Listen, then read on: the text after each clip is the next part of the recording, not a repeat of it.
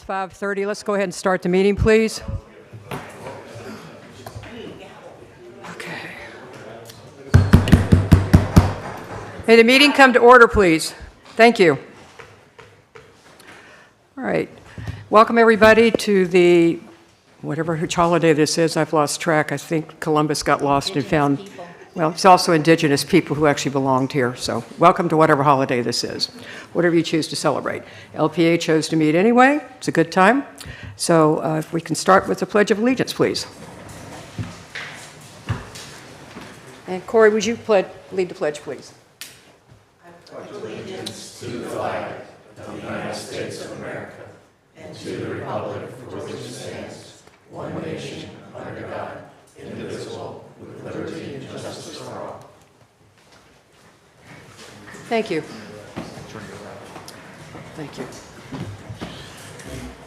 Could you go ahead and give us a roll call, please, madam? Roger Young. Here. James Ryan. Here. Corey McGraw-Abel. Here. Tony Hammond. Here. Greg Dully. Here. Lori Lalonde. Here. And Cheryl Culberson. Here. We have a quorum.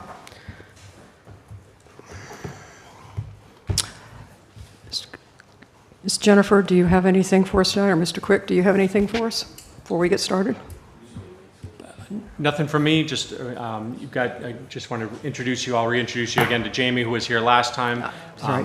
It actually works out, I have a conflict for the November meeting, so she will be, you'll be in Good. good hands with Jamie. Welcome, for Jamie. November. We look forward to scaring the hell out of you. We're good at it. I just want to have a discussion about something afterwards. Okay. All right. Can't see my agenda. I don't have my. Oh no, this fails. I'll put my glasses on. All right. Before we get started, we have a fairly short agenda, but oh, thank you. Otherwise, I'm going to do this from memory. Oh, good. I'm good so far. Does anybody on the committee have anything they would like to add or delete from the agenda this evening? Seeing none, they're good. I'm sorry? Okay, sorry. Anyway, moving on. This is the time for public comment. This may be about the particular subject that's going to be on our agenda this evening, or you may comment on something else. Regardless, please keep your comments to 3 minutes, and we're trying to retain civility here. Do I have anybody in the public who wishes to make comment at this time? Seeing no rush to the microphone, we'll move on. Okay, consent agenda. We need to have a motion to approve the minutes unless anybody has an objection to the minutes. I make a motion to approve the minutes. Second. All right. Tony. All in favor, please, would you plead the roll call, please? Roger Young. Yes. James Ryan. Yes. Corey Abel. Yes. Gregory Dully. Yes. Cheryl Culberson. Yes. Tony Hammond. Yes. And Lori Lalonde. Yes. Motion passed 7-0. Thank you. Mr. Quick, sir, we are past the consent agenda. Do you have anything that you wish to ask you or Ms. Robessard? Anything No, else? nothing other than what's on the agenda. Okay. Then moving on, we're going to go on to the public hearings, and this will start with the first ordinance we have in front of us. And is this something that we need to combine like we've done with some previous? Yes, I was going to ask if you want to do that, because I already asked.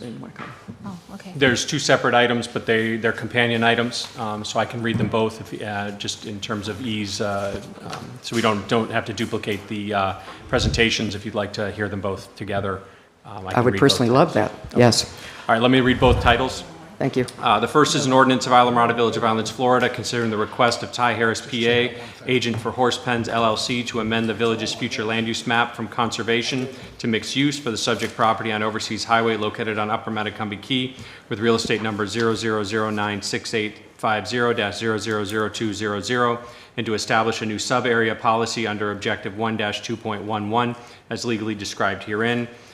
Providing for the transmittal of this ordinance to the State Department of Commerce and providing for an effective date upon the approval of this ordinance by the State Department of Commerce. The second title is an ordinance of Islamorada Village of Islands, Florida, considering the request of Ty Harris, PA, agent for Horse Pens LLC, to amend the official zoning map from conservation to neighborhood commercial for the subject property on Overseas Highway located on Upper Matacumbe Key with real estate number 00096850-000200 as legally described herein, providing for the transmittal of this ordinance to the State Department of Commerce and providing for an effective date upon the approval of this ordinance by the State Department of Commerce. All right, moving on. I'm assuming we should deal with Part 1 first, and dealing with the amending the FLUM from conservation to mixed use. Do we have anything here from Mr. Harris as our presenter at this time? I'll do my Oh, I'm sorry, presentation first. Jennifer. That's okay. My apologies. No worries. Here tonight with the ordinance for the future land use map from conservation to mixed use and the zoning map amendment from conservation to neighborhood commercial for the subject property on Overseas Highway with the real estate number 000-96850-000200. Ty Harris, on behalf of the property owner, Horse Pens LLC, submitted the application requesting the approval for, again, the future land use map amendment from conservation to mixed use and the zoning map amendment from conservation to neighborhood commercial. The subject property comprised of approximately 6.4 acres, 3.16 of which is mangroves and wetlands. The current use of the property is considered riding stables and horse pens. They're also proposing a sub-area which would limit the uses to the existing riding stables and the potential development of workforce affordable housing. The FLUM amendment, oh no, sorry, I said that. The agent has submitted a needs analysis detailing the map amendment request. The subject property has a current existing conservation future land use designation. The property to the north is designated residential high. The properties to the south are designated conservation, and the properties to the east across Overseas Highway are designated mixed use. The character of the surrounding area is mixed use with residential uses and tourist uses. The property contains a mix of habitats, including mangroves and high-quality hammock. The applicant provided a vegetation survey, and I have included that in your packet. The property is recognized as habitat to several protected animal species as well. And pursuant to the village's GIS data and records, the parcel is defined as hammock, disturbed with hammock, and mangroves. In your packet, there's a full analysis of staff's review of the comprehensive plan policies and the data for approving FLUM and zoning amendments. After reviewing all of that, at this time, staff does not have a recommendation regarding the passage of either one of these articles.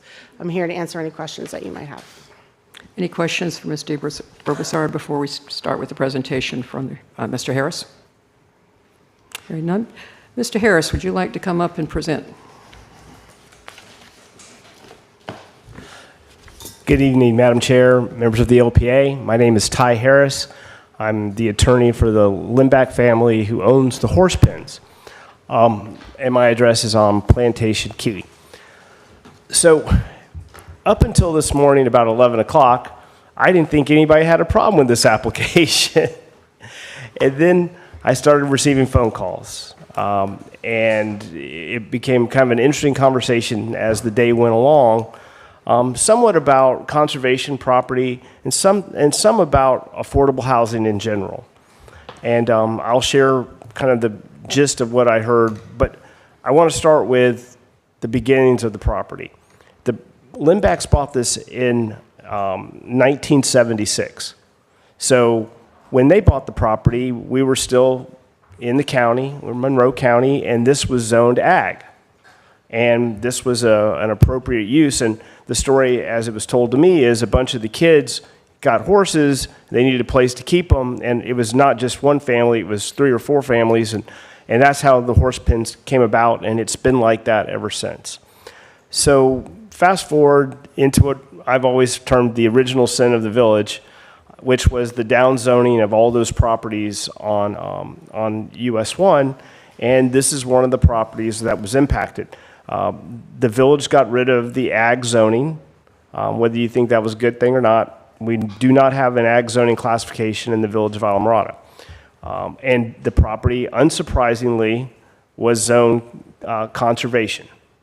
So now we have a situation that you have seen many a time over the last few years where we have a legal non-conforming use of the property, the horse pens, but a zoning and flume that if the use was to go away for 360 days or more, would disappear. So rinse and repeat, right? What do we do? Brian Limback approached me about opportunities for affordable housing. And his original plan was, is there any area on the property on top of the horse pens that could actually be used for affordable housing? So Jennifer and I discussed it, and Jennifer's advice was hire a biologist and let's go ground truth the property and see what's actually out there beyond the disturbed area for the horse pens.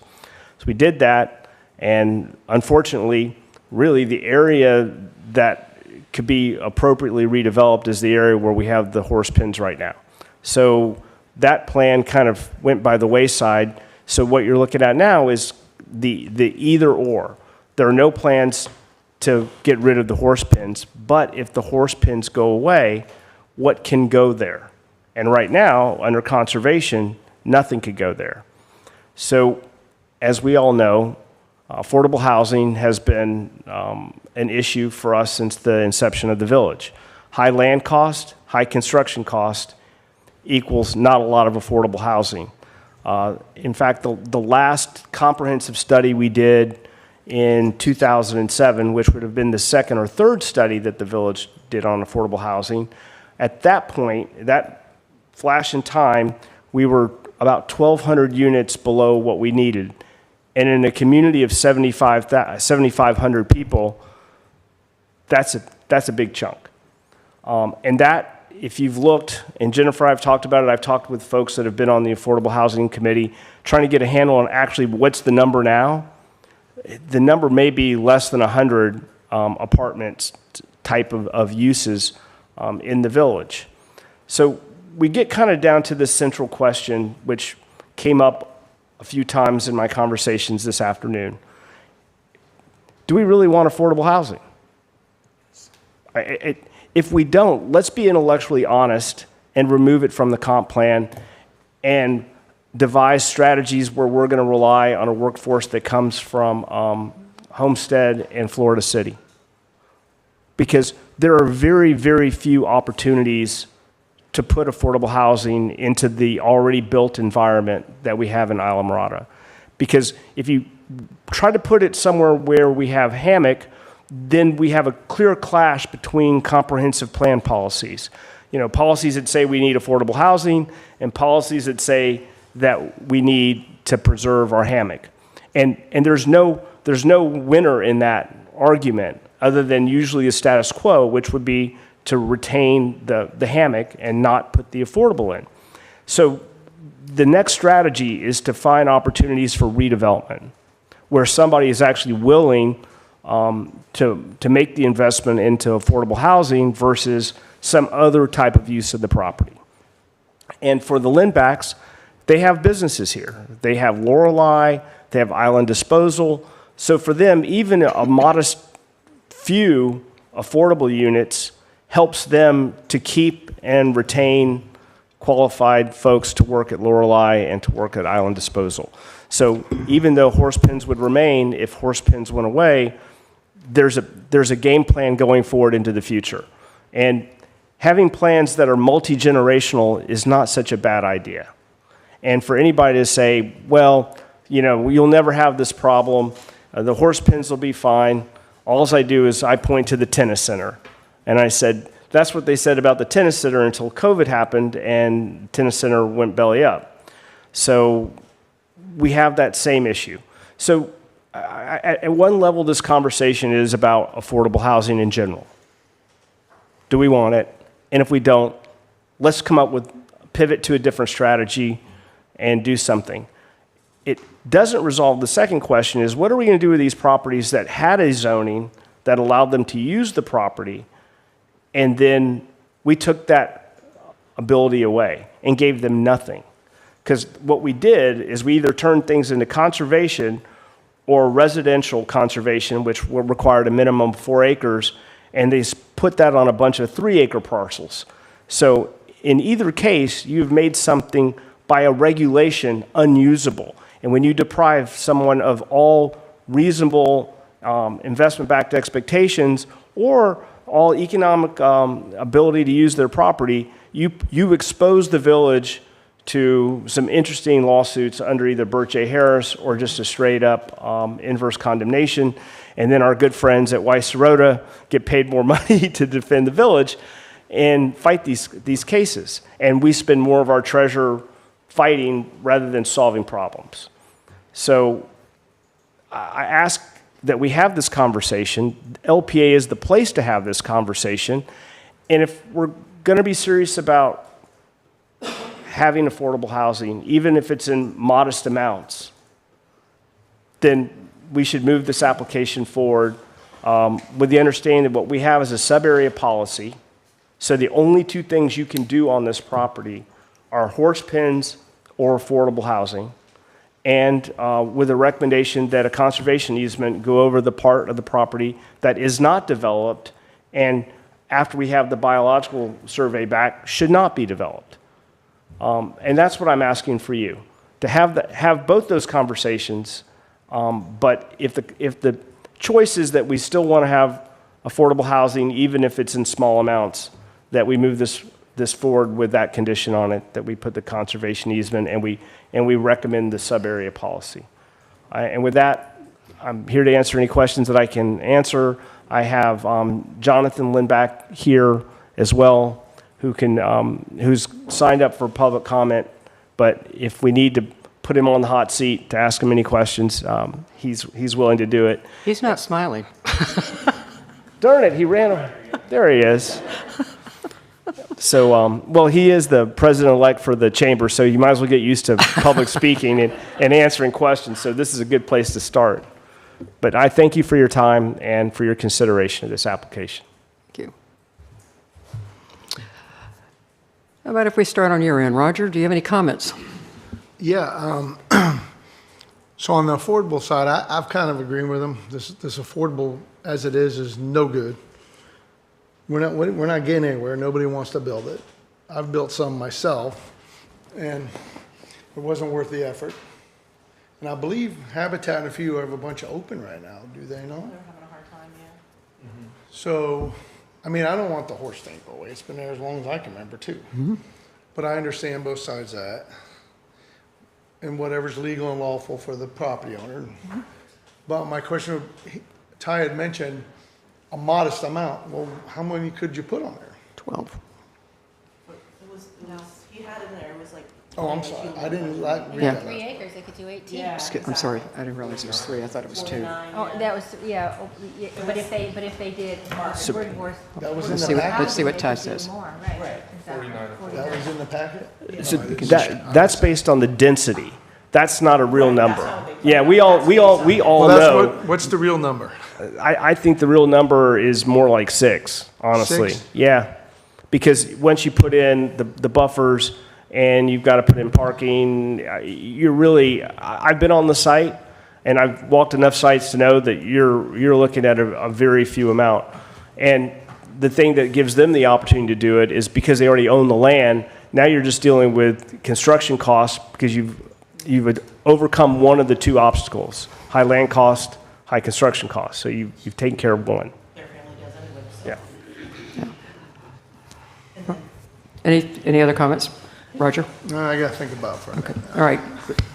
I just wanted to clarify, so what they're talking about is the only area that would be developable would be where the horse pens are now. Just already scarified. Scarified, right. The rest of it would be under a conservation easement. Continue, because you have to add in, as he just said, you have to add in the buffers, the driveways, the parking spaces, and everything else, and that limits your land very quickly. So we don't have to worry about all the really nice hammock being torn down and market rates being built there later. I thought that they'd look cute on top of the barn myself, Right, right. but, okay.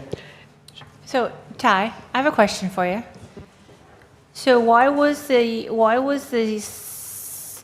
recommendation or the request to go from to highway commercial versus multifamily? When you really, that's what, because when you get right down to it, that's what you're talking about right now. Is when you're talking affordable housing units, you're talking multifamily. So with highway commercial, it offers, a broader range, but you're talking about housing. So why did you choose highway commercial versus multifamily? To me, it doesn't matter. Once you do the sub-area policy, whether we do highway commercial or multifamily, I don't see a difference. And if you want us to amend the application to multifamily. But there really is a difference, isn't there? Because there's a different amount of type of Not if we put the Units. restriction in they're Yeah, talking no, about. only- But we gotta get away from doing all these restrictions and let's No, we just shouldn't. simply place them in the categories, Yeah, I mean, Ty, my understanding is it's just a scarified area. Right. That they're currently using now, and everything else would be conservation.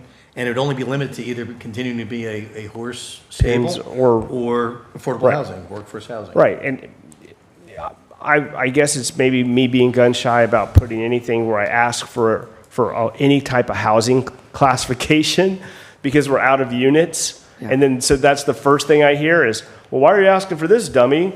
We're out of units. And I'm like, and then it gets into the, well, how do we know you don't want to be a condo? How do you want to, I mean, pick your poison, right? That's kind of why we've started to go with the sub-area policies where, literally you're putting your money where your mouth is, because if you have the sub-area policy, you don't have a deed restriction that could fall off in 30 years where then you do something else.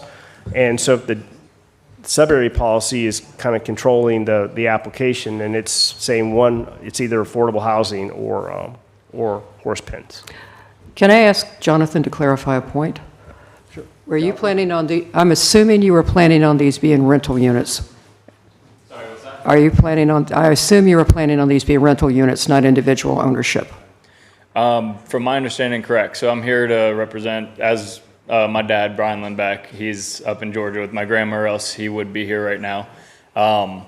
But yeah, this is something that they're rental units. It's for our, really our workforce housing that we're having a major issue with. And it's going to help the village out as well, just through our property taxes. Obviously, right now, being what it is, aren't much. Those themselves are going to go up a lot, helping the village out, on top of helping the village with the workforce housing.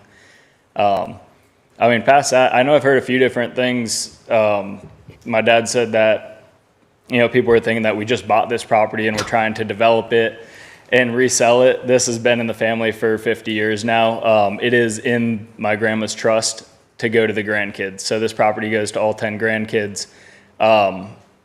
If it's just raw property that costs money, it's going to turn into nothing. Nobody wants to hold on to that. If it can be something that can help the community and, help essentially our family, keep it in the family. Obviously, as Ty said, we live down here. We have many businesses down here. I pick up your garbage. So we aren't, just trying to make a profit on this. It's a property that I think anybody who grew up down here, if you grew up down here and you got to learn how to ride horses, that's where it was at. And it's, there's a lot of history there. So it'd be great to keep it in the family if at all possible. Okay, thank you. That's a good plan. I'd like to hear that. Can I know just- the Limbeck's been, I just Jennifer. want to clarify a couple of things for Lori. So they're requesting neighborhood commercial, not highway commercial, first of all, but also multifamily zoning doesn't allow for affordable housing and it doesn't allow for riding stables. So that's probably why Ty didn't go that route. Okay, thank you for clarifying that. Okay, anything else that we need to clarify on? Okay, there's all kinds of subjects floating around. I'm trying to diagram everything into my head. Corey, anything else? Mr. Ryan, sir. I read through obviously our communication and there was a couple items that I guess it's not consistent with our comp plan for. I'm not trying to put Jennifer, not trying to put you on the spot, but can you elaborate on those a little bit for us? I'm sorry, I was being asked another question. Can No you repeat worries. that? Some of the items on our comp plan, that's kind of like an A, B, C, D portion of our report, I guess we're not consistent with. Can we elaborate on some of those? Or at least I would like to discuss some of those and see how we came to those, because there is no recommendation for us either. Do you have one in particular you want me to elaborate on? I guess, I think the environmental impact one is big. But I think with the conservation easement, maybe that addresses those two. I think it's B and C, or maybe it's C and D. Oh, are you talking about the compatibility for principles for guiding development in the Yes, area of yes, critical yes, state yes. concern? Yeah, Okay. so when I read through those, I see like, okay, we're consistent, oh, we're not consistent now. So those are things that kind of throw up, I guess, where, like, talking points for us as the LPA to look at. Sure. You want to go through them all? Is that what you want to do, or how do I'm you want to happy, do it? I just want to go through the ones we're not consistent with. Not consistent with? Yeah. Okay. So I identified B as protecting shoreline and resources, including mangroves, coral reef formations, seagrass beds, wetlands, fish, wildlife, and their habitat, as not being consistent, as there could be a negative impact on shoreline marine resources, including because it referenced wetlands, mangroves, and habitats, because the property does include a significant amount of mangroves, and that it is a habitat for many species significant to the Florida Keys. So that's why I identified that as not being consistent. Letter C, protecting upland resources, tropical biological communities, freshwater wetlands, native tropical vegetation, for example, hardwater hammocks and pinelands, dune ridges, beaches, wildlife, and their habitat. Identified that as being not consistent for the same reasons, that not only the wetland and mangrove impacts, but also there are upland resources that could also be impacted. Then I think there's one. let's see. I think that were the only, no, K, limiting the adverse impacts of public investments on the environmental resources of the Florida Keys. Obviously, for those same reasons, it could have impacts on the environmental resources of the Florida Keys. And then I think that's it. So I guess then I go to Ty and Jonathan. Is there a way we could revise, or we could adjust the application so we are consistent with these items that are concerned? Either or. I was just looking up something kind of interesting when you were making those comments. So Sorry. I would say that by putting the conservation easement over the unbuilt area, that we've resolved both of those comp plan policy issues. And I also thought you might find this kind of interesting. I don't know how many horses are out there, but this isn't my first rodeo. And I know that a cow generates 5 times the waste of a human. So right now, there are no regulations on ag out there as to how waste is disposed. And when you talk about impacts on your near shore and on your non-source pollution, which means runoff into the wetland area, you're going to get more. I can tell you this because I represent farms. You're going to get more from the farms than anything that requires a controlled stormwater mitigation plan.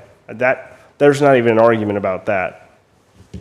So I think we've addressed both those policy issues with the conservation easement. Thank you. I'm going to yield for a little bit. Ms. Ron? Sorry. Ms. Lalonde. Okay. Mr. Hammond, sir.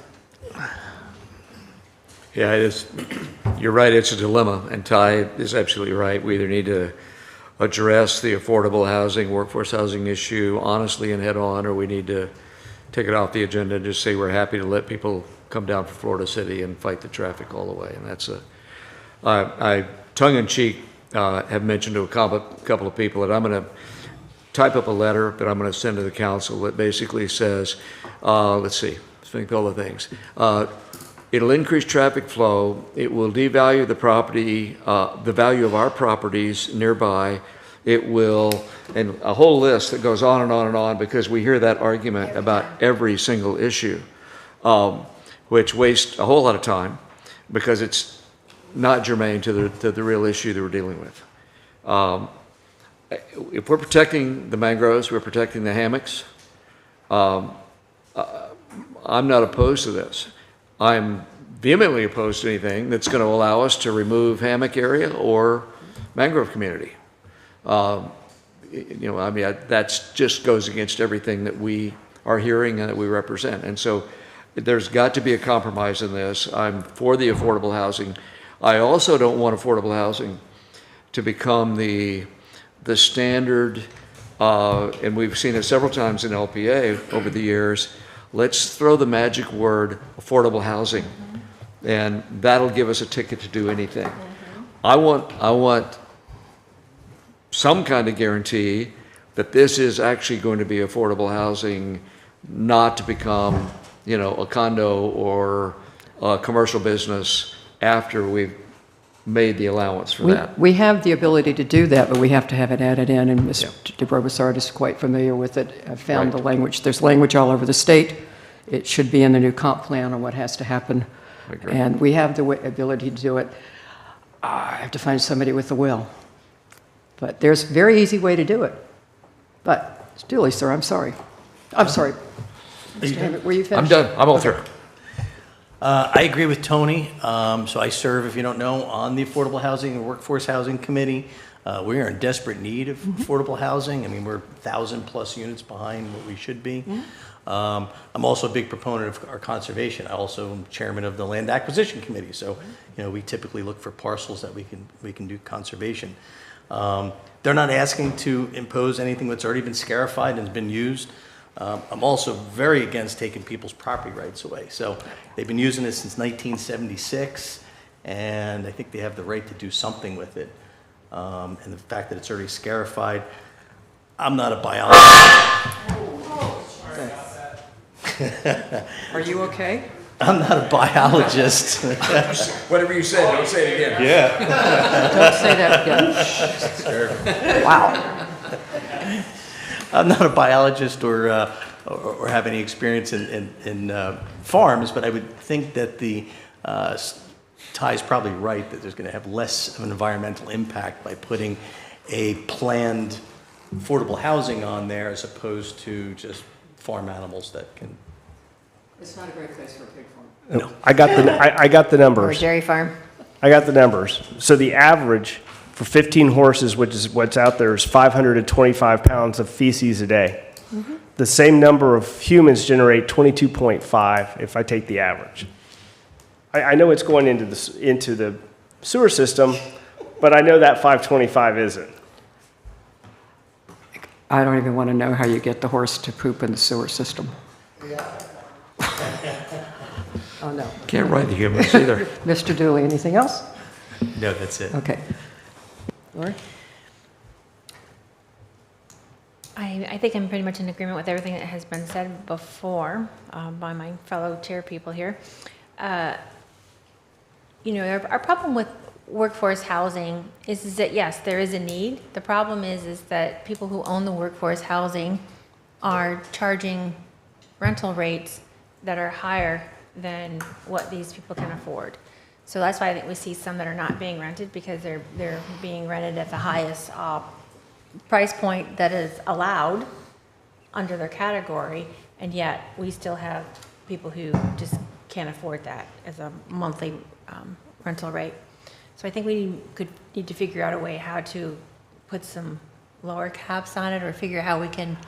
That's determined by the state and the feds. Right, but maybe with the workforce housing can come up with a subsidy aspect, right, where they're subsidizing some of these people's monthly rents. We've been talking about presenting to council something in regards to maybe some tax incentives and things like that. Because unfortunately, the way it is today, by the time you acquire land, of course, this is a different situation they purchased a long time ago. You acquire land and then you pay for the cost of building. It doesn't pencil at all. I mean, even if we said, listen, I think Mr. Horton had suggested that we, give them a portion of a grant based on lost income for 20 years. I mean, it would literally, even in 20 years, they won't recoup the loss of the construction and the land costs. So we're going to present to council at some point in the near future, forget the date, asking them if maybe we could do some type of tax subsidies and things like that. So I agree with you. And unfortunately, we don't set the amounts for what they can and can't be rented for. Right, we don't, but we're seeing one bedroom, one bathroom I know, units for like $3,000. renting for $2,400. It's insane. It's insane. Well, you can thank the state for that because of the windstorm insurance. Yeah. So. Any of that else? Any further unsolvable problems? Yes, since we have a member of the workforce, the affordable housing, the one I had one on a neighborhood commercial building. I was given a sheet of paper when I CO'd that said maximum amount it was a 2-1. And I can tell you, I had that building for 10 years and absolutely no one ever checked on it. Wait, so I'm my well aware of thinking that. would be, if you have affordable, you have affordable. If you're going to call it workforce housing, I don't think tax breaks or any of that's going to work. If you have true workforce housing, like Lindbecks have a lot of employees, then you make it for everybody else that wants to build too.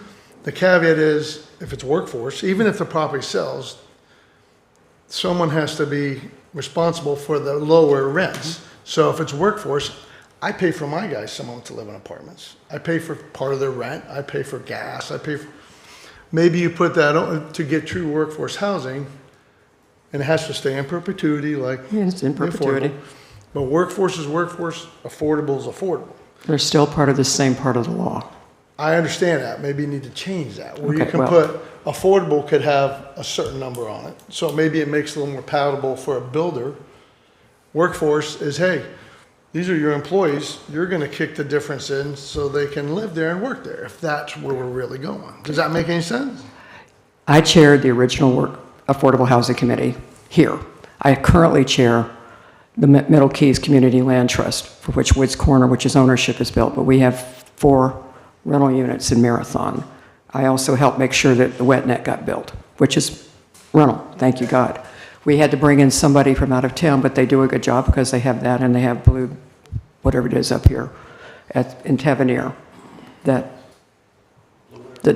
Blue Water, not Blue Water, whatever the thing is at the corner on Burton Drive before. The Adobe-looking buildings. No, it's Dutch Colonial. Did you not? If you've been to Aruba, that's Dutch Colonial. It doesn't look a thing like Taco Bell. It is like blue, it is Blue Waters or Blue. Blue something. Yeah, okay. Anyway, part of the issue we found when we started doing the research on it was most counties have a dedicated person who they either bring it in from outside or they have somebody in the community that does this every year. In January for our units, the land trust, we have to send a letter back to Tallahassee, letting them know who the people are that are in there, what we have on incomes. There's an income sheet that we get, and each tenant has to fill that out. Now, let me tell you, rentals are totally different than affordable. But I have to have each person sign it. It has to go back to Tallahassee. We tell them what their income is, they meet that. And if they don't meet that, we evict them. It's that simple. Rarely do I have anybody that's living there high on the hog. It just doesn't happen. I can tell you, on affordable, once somebody owns something, if they win the lottery, you're not kicking them out. But they can't sell it to anybody above the rate either. That's the hardest part we found, is there was nobody in the village for a long time to check on it. We didn't know. Well, it could be that way. Now, Jennifer, as I understand, we finally are using the outside committee from, okay, and we're supposed to be. If I can interject, we fired them because they weren't really doing a good job. And what we've come to learn is, so we send out letters, the village sends out letters. The affordable people are supposed to comply. If they don't, we send them a nasty letter. But that's about all we can do. Actually, there's this thing called eviction. I don't think we have the legal, it's something you might want to talk to John about. My understanding is we don't have the legal authority.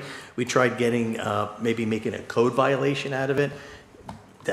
So essentially we have no teeth to enforce it on the affordable What happens side. is you have to put it, and this is where the problems come in, because we, as a community, in Coral Gables, in all the communities across Dade County, you're required, if this is built on the affordable permit, you cannot get the deed out until this clause goes in the deed that at such time that you're compliant, and that if you do not comply with this, they will remove you from the property.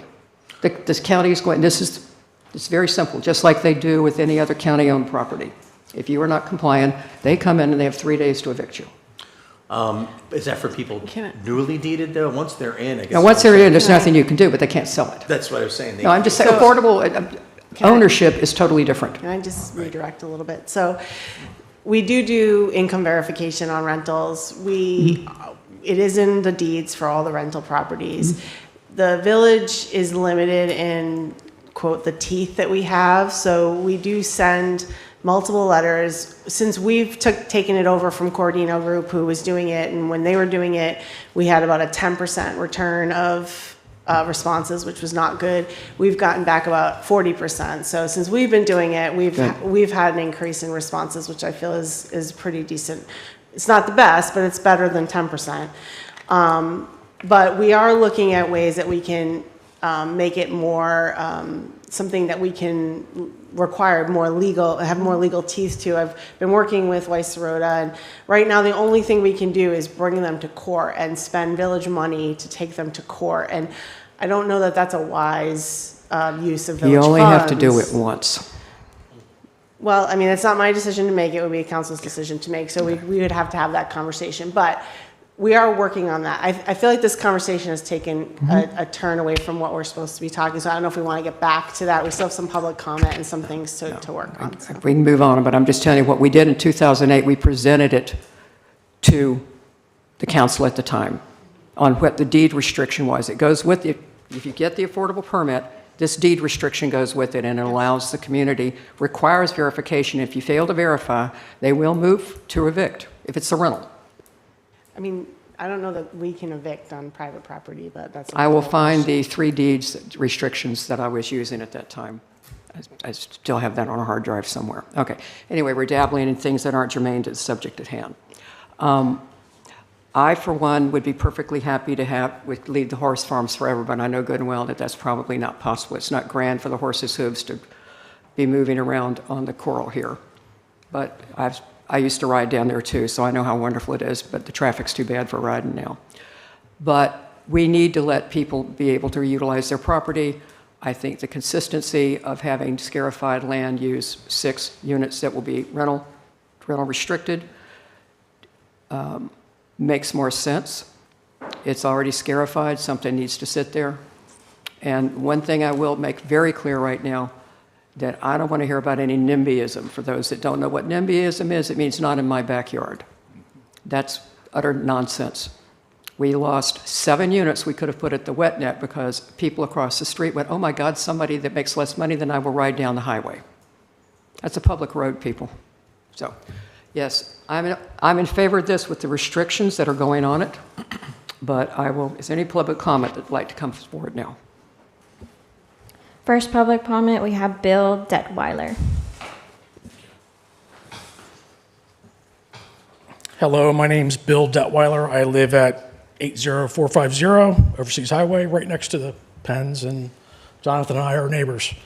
When I read the ordinance today, to me it appeared a little more broad than what I think we would all want to see.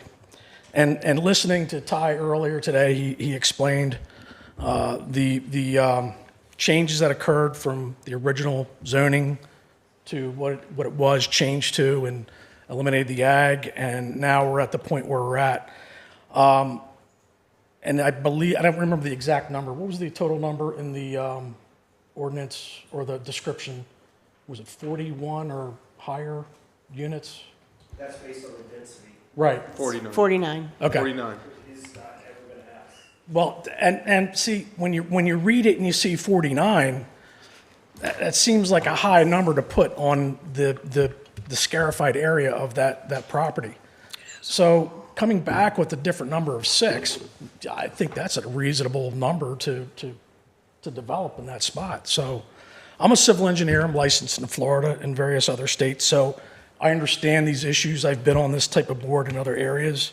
And I again, when I came in, I was not in favor of this, but I think if we tweak it, I would be in favor of it. You would be comfortable with the 6? Well, I don't know. I don't want to call a number. Okay, but I'm just saying that's a comfortable level for you if we reduce it to those numbers, that type of number? I don't want to commit to a number. Okay. I think it needs to be engineered. Okay, based on what the code allows and how much area has been disturbed. And if you're going to keep it within that area, that's fair, okay. because they deserve the ability to develop You that ha- property to You the. have the same concerns that I think Okay, you're hearing up great. here. Thanks, Bill. Next, we have Jonathan Lindback.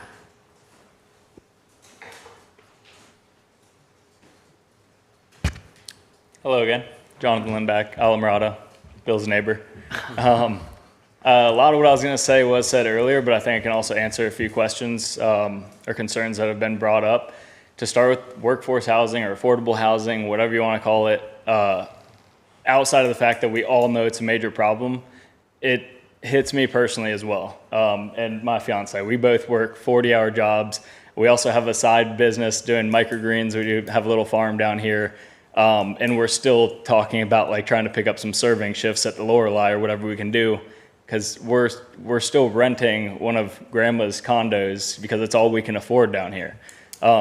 Are we going to have it affordable housing and jack the rates up ridiculous? Like, that's not the intention at all. It's that would go against me and what I'm trying to do, just living down here, trying to make a living.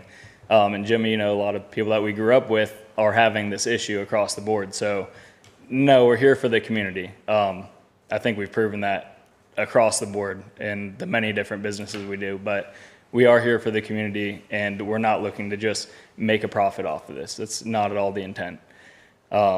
Secondly, if you haven't been to the property or seen the property, I know one of the violations you mentioned was it being mangroves, wetlands. Ideally, when you look at the property itself, there's US 1, there's some woods, and then obviously the horse pens, and then it slopes down from there that goes pretty far back before you get to any mangroves, wetlands. Of course, the very front between the horse pens and the road, there's undisturbed hammock there. Well, I guess it'd be disturbed hammock. But that is essentially the best place if we're talking about, you know, runoff, or I know there's a lot of people concerned about the horse pens and where they're going to go. I know you said you rode there too. It is an iconic spot in the Keys. And when people hear that there's horse pens there, or the kids that are learning how to ride horses there, I mean, it does mean a lot, and it's tough. I mean, I learned how to ride there. Everybody in the Keys did. So it would be great to be able to put these units closer to the road and still have some sort of, I guess it's not agriculture zoning because that was thrown out, but obviously, like personally looking at it as a legacy in the Keys, but also it's been in the family, it's a part of the community, to have something for the horse owners, that there are 15, 20 horses there, and families who rely on that, you know, to go show. A lot of the families too, or the people that ride there, they show professionally or competitively. You know, I think if you really look at the property and you see that the front is not something that's going to be disturbing the environment in the sense of messing up our mangroves or our wetlands. And I would not be up here making this as a public comment when my fiance is the chair for Surf Rider. If you haven't heard of them, they're a nonprofit that advocates for environmental, you can say it much better than I can, protects our waves, waters, and beaches. We protect public access to water and just environmental policies in general. We wouldn't be a garbage company if we didn't care about what was going on and trying to do things better than it was being done before when Waste had the contract. Heard it across the board. We love this environment. We love this community. We aren't looking to turn some major profit or destroy a whole bunch of land for our own benefit. But again, if nothing's done with this, like Ty said, then we just lose any chance of housing. Now, I know this goes like way backwards. It's a lot more than what we're talking about when I'm saying it'd be great to somehow allow for some horses back there too, so that we're not putting people out completely, especially like if you guys know Lynn and Ashley, who their whole family, their whole lives, they've helped run the horse pens and train kids how to ride there. And yeah, it'd be a pretty disturbing effect depending on which way this goes. And again, when my grandmother passes, it's going to go to the grandkids, and if there's nothing there, it's going to be nothing. So I just wanted on a personal level, let you know, everything affects me here, majorly. Thank And you. I do appreciate you guys taking the time to look at this. And So- thank you for your comments. Thank you. Okay. Any other public comment? No. Any further discussion among the members? Anybody got anything else they want to add? Do I hear a motion? Just remember, I'm just sorry. a reminder, we have two ordinances, so. Oh, I'm there's sorry, gonna be a that's correct. motion, it would just specify which one. I'd recommend you doing it on the one on the flume, doing that one first, but you guys can go in whichever order you want. Okay. So ordinance number 1 would be the Flume future land use map. Okay. Do I hear a motion to approve or disapprove of ordinance number 1? Can we specify something? Because there's a couple things that were brought up before we have the motion. I mean, you can make the motion, then we can discuss, I don't care. Go ahead and discuss it, and then we'll, What they said a couple things about not disturbing the hammock and then potentially disturbing, no one else heard that? I did. So I think, I mean, is there an opportunity for both these things to exist? I think then we can't do the conservation easement, right? Well, I think he's only discussing from the highway to the horse pens. But that would be part of the conservation easement, wouldn't it? No. I was The thinking the hammock? conservation easement wouldn't start till after the horse pens. It would just be the wetlands. Just Yeah. the wetlands behind, so So the- everything from the horse pens I forward. can tell you that in 1981, when I got here, there was nothing planted along the highway except a couple of scrub pieces, and most of it was Florida holly. Now it's gone to more like buttonwood and other natives. Most of the Florida holly had disappeared. So the whole hammock area from the road to the mangroves could be ripped? It's disturbed hammock at best, but, excuse me, Mr. Harris, sir? I just also want to note that because this property was developed prior to 1986, they are not allowed to clear any additional land under our code. So Okay. what is clear now is the maximum clearing that is allowed. Okay, all right. That's the way I understand. I just want to be clear. Sorry, Jonathan. So we're not adding or subtracting, we're not. taking it status quo. And you're not considering cohabitating with No, with the horses either? You're thinking that like if the horse pens go away, then you're gonna build? Or are you thinking about building before the horse pens go away? Thanks. Because that's kind of like if, So I'm sorry to bring it up. I just. No, it's okay. It's a good question Maybe because clarity on the easement we've been is what we talking need. about that internally. Is there a way to keep the horse pens, some level of the horse pens, and provide a modest amount of affordable housing? And the pens are spread out. So you've got the area that you have to work with. Can you make it work? That's what you got to figure out.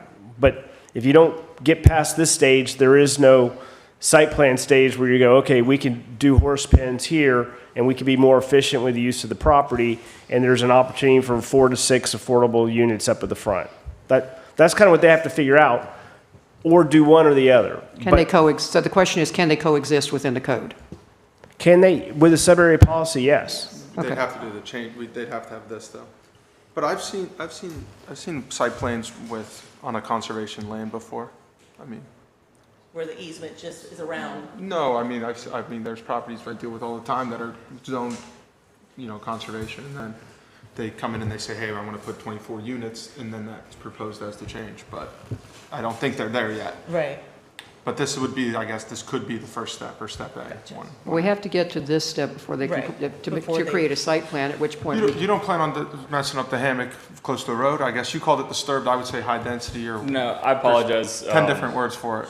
Yeah, I was saying if you drive You're in, talking about where there's- we used to dump the horse manure, right there to the right. Well, I mean, to the right, yeah, there's the parking, and then there's just a whole bunch of empty space, and That's even right right. before that, there's even the road that goes through the Yeah. property.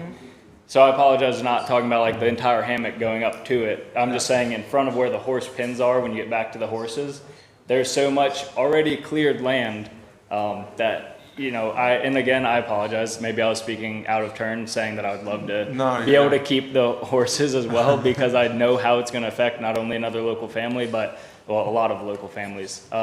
But no, I'm talking specifically about the already cleared area that is, like you said, where they used to put all the horse manure Yeah. and where the parking is. everything can be compacted. If you've been there, it's very spread out right now. There's places that used to be horse stalls, there's not horse stalls anymore. It could be moved around. Again, I'm working with limited knowledge. It's a very last minute thing, me being here, my dad being out of town. He would be able to be giving you much better information. But again, this is coming from me personally and also from what I've heard. So the conservation easement would be for that back 3.5 wetlands, or 3 point whatever wetlands, then the front half, if it's already scarified, we'll do what we that's can with correct. it. Yeah. But Jennifer says we can't take out the high-density hammock anyway, so, okay. Even if it's in the front. In the front, Jen just said that. Yeah, we can't do that anyway, so it's already protected. And that was one of the things, we're at our clearing ratio now. Right. Like, so what you got is what you got. Right. And you can't take out any more. I had that conversation with Daniel a few months ago to see, even if the environmental study came back favorable to some of the stuff up front, where were we? And he's like, you're at your max now anyway. So now you're just reconfiguring things in a way that work the best. And if you're trying to still get both uses on there, then that's a site plan issue. Can you put 4 or 6 affordables and increase your efficiencies with a horse pen? I think that's kind of the conversation that's happening internally, but nobody knows, because until we change colors on a map, what's the point of having the conversation? And Jennifer, we allow like mitigation on things as well, like in that area of, I guess, I don't know if we want to call it disturbed or undisturbed, but that high-density hammock, we allow, I guess, removal of things, but then we'd have to do mitigation. There's efforts there. Well, we would normally, but again, they've reached their clearing limit, so They've reached their clearing they limit. can't clear Okay. anything. How do we determine they reached their clearing limits? So under Just our curious. code, I can pull up the section, there's a section that, give me 1 second. I'm sorry, you don't need to quote it No, exactly. it's okay, just- 30-16, 14, F4, that major development sites prior to September 15, 1986 shall not be permitted to clear additional habitat along the clearing originally approved. And we Understood. can follow aerial photos back through 1985 that this was previously cleared in 1985. Okay. Sorry, Jonathan, I'm learning here too, so.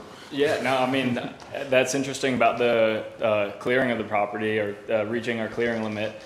So I don't know fully what is involved or included in that, but I know in 2019, maybe 2020, the property after the horse pens, then there's also kind of open pasture that slopes down, and then another one that goes off to the right, which was used for, I believe, training sheepdogs. Back when Lynn said that there used to be someone that came seasonally. But yeah, so it's cleared down and cleared off to the side. There's even, Sorry. for like herding. Yeah, I remember the lady, she had super curly hair. Yeah, and I mean, there's even the stalls back there for the sheep and the other animals. So that area now is completely overgrown. I mean, there's still fencing that lines the whole area, but you probably couldn't even walk through it. So then, since that has been now overgrown, I guess open, just leave that there, because, if that was included in the clearing limit, I don't know when that was taken or when the survey was done, but parts of the property haven't been used the way they used to. Kind of like you said, it used to be up front, was just shrubs. There was nothing up front by the road. There's other parts of the property that have also gotten overgrown in similar ways, so. Mr. Ryan, sir, a question for you when you're looking at this, and did that answer your question as to what could and could not be done? Yeah, no, I wanted some clarity, yeah. Okay, well, I don't blame you. Is there something that would make you more comfortable on a Well, restriction on it? No, I don't really like the spot zoning as much. I think that's a lot of work. I mean, my profession obviously is engineering as well, as some people here, but the spot zoning, having specific restrictions on specific properties is a lot of work. I think if we can find a way to make it work within our existing code, that's the best thing to do. Are you the comfortable with what's being restrictions- proposed? Well, this is a sub-area policy, so is it spot zoning or is it? I mean, It's sub-area. You understand what I'm saying? I know exactly what It's you're a saying. specific. We're making a specific item for a specific parcel. But I Do take, we yeah. even want to do? Is that the best route forward? I mean, I think it protects the homeowners, but it's a lot more work for And I think it'll help protect the environment or what we want to see there. If it takes an hour and a half for us to make sure they get what they want and we don't concede, I think it's You're worth the our one who time. asked me the question. I know, I'm just answering the question you just posed. But, I guess it would be Well, for you guys to. You know, one of the unfortunate things about, or fortunate, depending on how you look at it, being in an area of critical state concern, a bunch of the typical planning tools that would be available in the rest of Florida, we do not have access to. What we have is a sub-area policy, which is our only ability to really tailor this. Like, we don't have planned unit developments. Anywhere else in Florida, you use a PUD to kind of figure all this out, and you can actually create even a landscaping plan that's tailored to just this area, and you avoid the spot zoning issue. The only thing that the state left for us is a sub-area policy, and that's how we avoid legally the either contract zoning or a spot zoning issue by offering voluntary conditions and doing it through a sub-area policy. okay. Thank you, sir. Thank you, Todd. I'm good now. Okay. Now that it looks like we're not going to jail for it. Hope not. I volunteered. Okay, let's get, you were going to make a motion, then you had a set question. Did you still wish No. to make a motion? Nope. Okay. Ms. Abel, motion? Oh, I didn't mean to have my light on, but as long as it's on, we're working on the FLUM at this point. Correct. And for the first one, as long as, you know, the conservation easement and all that, I'm willing to accept it as it's been described. Yes, I'll make a motion to accept it as it's been described. Do I hear a second? I'll second that. Thank you, Mr. Dooley. Would you call the roll, please, ma'am? Excuse me, any further discussion? Speak now or forever hold your peace. Does there need to be any tweaking to that for the density? But maybe as Ty was saying to me earlier, that it's a matter of you got to get the color changed on the map before we can have that discussion. And also the conservation easement, because, you know, takes care of a lot of that too. They're going to be limited based on the fact of they're only able to use what they've already cleared. Exactly, yes. Okay. May I have a roll call, please? Roger Young, Yes. James Ryan, Yes. Tony Hammond, Yes. Cheryl Culberson, Yes. Lori Lalonde, Yes. Gregory Dully, Yes. and Corey Abel. Yes. Motion passed 7-0. Thank you. Having approved that on the FLUM, do I hear a motion to approve, make sure I'm doing this correct, please, Greg, to amend the amendment to the zoning map from conservation to neighborhood commercial? Is that correct?